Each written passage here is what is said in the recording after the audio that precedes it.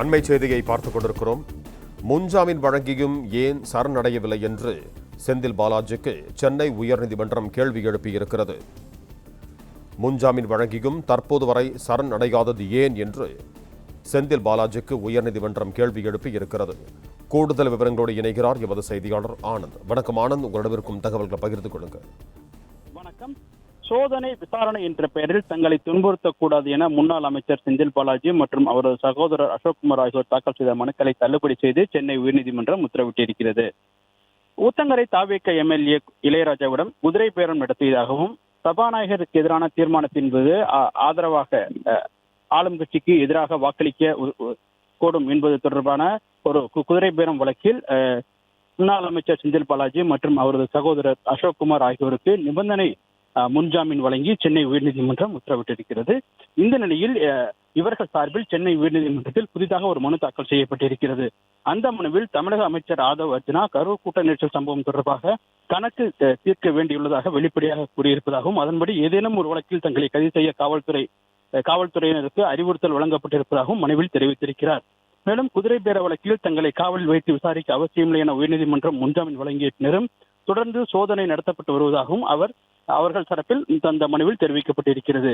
மேலும் சட்டப்படியான எந்த புலன் விசாரணையும் தடுக்கவில்லை எனும் காவல்துறை நிலுவையில் உள்ள ஏதேனும் வழக்குகள் விசாரணை தங்களுக்கு தேவைப்படுவதாக இருந்தால் அதற்குரிய சட்ட முறைப்படியாக நோட்டீஸ் அனுப்பவும் காவல்துறைக்கு உத்தரவிட வேண்டும் எனவும் அந்த மனுவில் தெரிவிக்கப்பட்டிருக்கிறது. மேலும் எந்த விசாரணைக்கும் ஒத்துழைக்க தயாராக இருப்பதால் சோதனை விசாரணை என்ற பெயரில் தங்களை துன்புறுத்த காவல்துறைக்கு தடை விதிக்க வேண்டும் எனவும் மனுவில் கோரப்பட்டிருந்தது.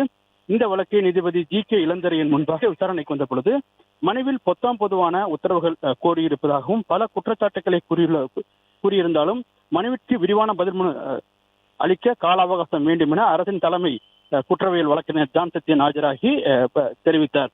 செந்தில் பாலாஜி தரப்பில் மற்றும் அசோக்குமார் தரப்பில் ஆஜரான மூத்த வழக்கறிஞர் என்.ஆர். இளங்கோ குதிரை பேர வழக்கில் முன்ஜாமீன் பெற்ற தங்களை வேறு வழக்கில் கைது செய்யக்கூடும் என அச்சம் உள்ளதாகவும் வழக்குகளின் விசாரணையில் தலையிடவில்லை எனவும் மாறாக விசாரணைக்கு அழைத்து சட்டப்படி நோட்டீஸ் அனுப்ப வேண்டும் எனவும் மட்டுமே கோருவதாகவும் விசாரணை என்ற பெயரில் துன்புறுத்தவோ அல்லது தேவையற்ற வகையில் இடையூறு செய்யவோ கூடாது என உத்தரவிட வேண்டும் எனவும் கோரியிருந்தார்.